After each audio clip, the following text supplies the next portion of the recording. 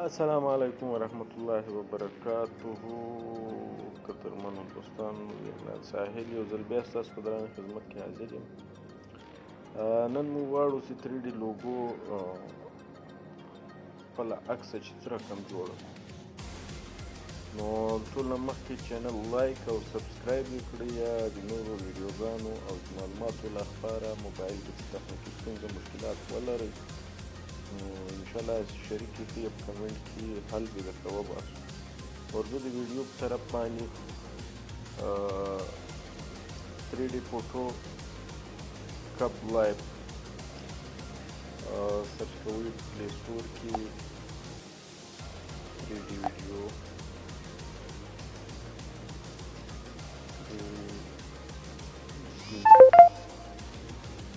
3D ویډیو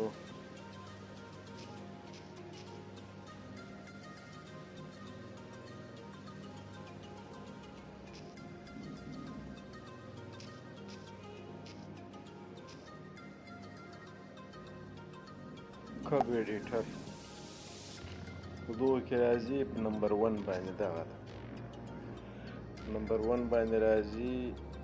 نو دا به انسټال کړئ.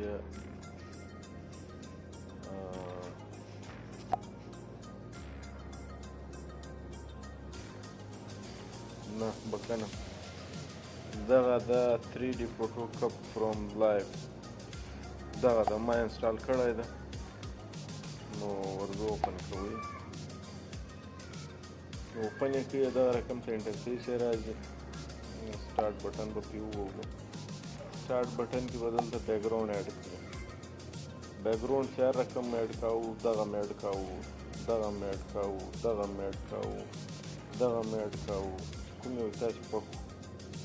نو راځئ موږ بیکګراؤنډ دغه ایډ کوو، ډبرو باندې اوکې مو کړو. بیرته واپس ووځي، راسئ چوز فوټو ته. نو دا ما د یو څو ملګرو عکسونه چوز کړي دي، ته یې چوز کول یې په دا رقم باندې. زما خواږه یاران دي، الله دې ژوندي راته لري.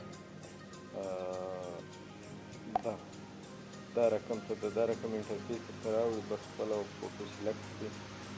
دغه اسماعیل خان فوټو زه سلیکټ کوم، ور اچوم، پر وا مې چوله. 2 تصویران اسماعیل راغلي، یو زما غلی. بیرته واپس راځو، اوس یې ګورو سیټ وال پیپر باندې.